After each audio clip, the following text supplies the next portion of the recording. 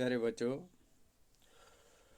आज हमें अफसाना दर्द का मारा का दूसरा हिस्सा पढ़ना है।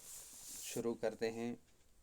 फिर इस लड़की ने डरते झिझकते समज्जू से पूछा था कि बेचने के लिए है या दुकान की डेकोरेशन के लिए, और समज्जू ने मुनकश चमचमाते हुए पीतल के होके की नाई मुंह से निकाल कर कहा था, बेचने के लिए।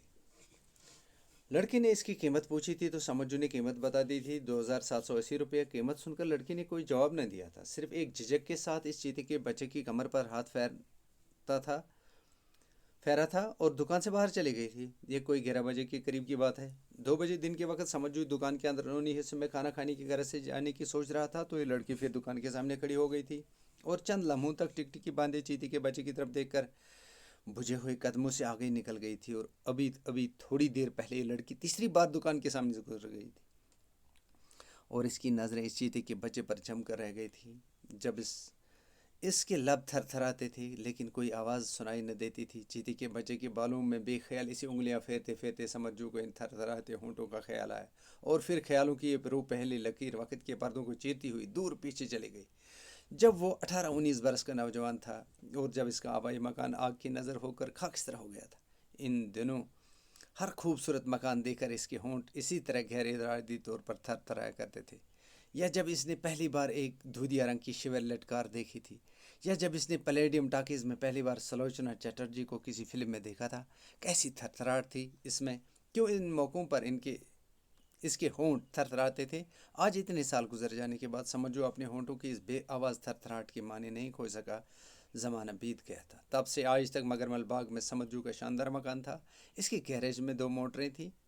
वो हर इतवार को अपने दोनों पोतों रियाज और एजाज को घगरीबल में घंटों मोटर बोट की सैर कराता था।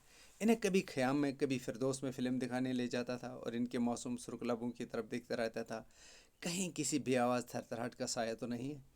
इसका दिल अब भी कभी कभी पैलेडियम टाकीज़ में फ़िल्म देखने के लिए मचलता था, मगर अब अपनी इस चाहत को वो एक जांदीदा मुस्कुराहट में टाल देता था। अब वो 18-19 बरस का समदा नहीं था, 57-58 बरस का बावकार बुजुर्ग था। हाजी समज्जू नमाज रोजे का पाबंद था। इसने आखिरी बार चीते के बच्चे की पीठ पर हाथ फेरा और आकर गद्दी पर बैठ गया। इस चीते के बच्चे को इसने पिछले साल अपने हाथों से तैयार किया था। हालांकि ये काम अब इसके दूसरे कारीगर और मुलाजिम किया करते थे, मगर न जाने कौन सा लम्हा था वो जब इस छोटी सी खाल को देखकर इसके अंदर छुपा हुआ फनकार जाग पड़ा था। और आज ये लड़की जो अब तक 3 बार इसकी दुकान की चक्कर लगा चुकी थी, इसके फ़न के आगे होशो हवास खो बैठी थी। समज्जू ने हुक्के की नाई समज्जू ने हुक्के की नाई होंठों में दबा ली और हल्के हल्के धुएं के साए में इस लड़की के बारे में सोचने लगा। दान पान जिस्म, कमर के नीचे तक लंबे बालों की 2 चोटियां 18-19 बरस की लगती थी। हाँ, इस उम्र में कोई हैरान कुन चीज़ देखकर होंठ थरथराते हैं और आवाज़ नहीं निकलती, बिल्कुल जैसे इस उम्र में इसके साथ हुआ करता था। बेचारी मासूम लड़की, चांद को हथेली पर उतारने की तमन्ना, मगर जब एक मामूली आईना भी पास न हो तो चांद कितना दूर लगता है। निगाह से दूर, दस्तरस से दूर, मगर ख्यालों के पास। होंठों की बेआवाज़ थरथराहट के करीब करीब।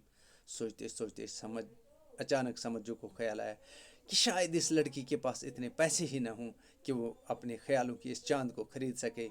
कितना अजीब लगता है जब दिल एक तरफ खींचता हो मगर जेब दूसरी जानिब घसीट कर ले जाता हो। कितना अजीब लगता है जब दिल एक तरफ खींचता हो मगर जेब दूसरी जानिब घसीट कर ले जाती है हो।